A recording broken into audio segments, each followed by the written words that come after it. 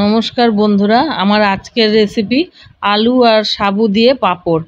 তার জন্য আমার যা যা লাগছে, হাফ বাটি আমি সাবু নিয়ে নিয়েছি ভিজিয়ে, সারা রাত ভিজিয়ে ওটাকে, আর দুটো আলু, লবণ, চিলি ফ্লেক্স আর গোটা জিরে। দুটো আলুকে এবার আমি গ্রেট করে নেব। গ্রেট করে এটাকে সুন্দর করে জলের মধ্যে 2-3 বার করে ধুয়ে পরিষ্কার করে নেব। তারপর একটা পাত্রে 2 কাপ জল দিব, নিয়ে লবণ দিব আর আলুটা দিয়ে দিব।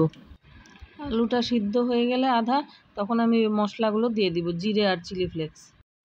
এরপর আমি সাবুটা মিশিয়ে দেবো এর মধ্যে। সাবুটা সিদ্ধ হয়ে গিয়ে ঠান্ডা করে নিয়ে এরকম ঘনত্ব হয়ে গেছে। এবার আমি একটা প্লাস্টিকের উপরে তেল মাখিয়ে তার উপরে ছাদে আমি এটা রৌদ্র শুকোতে দিলাম এভাবে করে।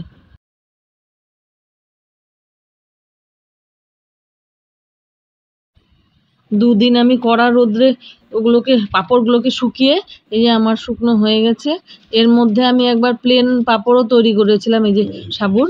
হ্যাঁ, এখন আমি এগুলোকে ভেজে দেখাচ্ছি 2 দিন শুকানোর পরে।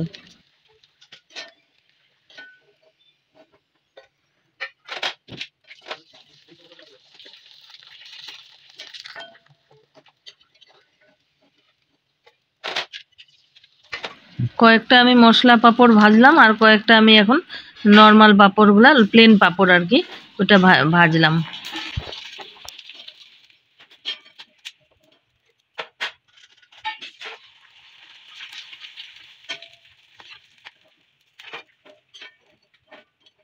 তো বন্ধুরা, দেখলে তো আমার পাঁপড়গুলো কি সুন্দর, একদম মুচমুচে হয়েছে।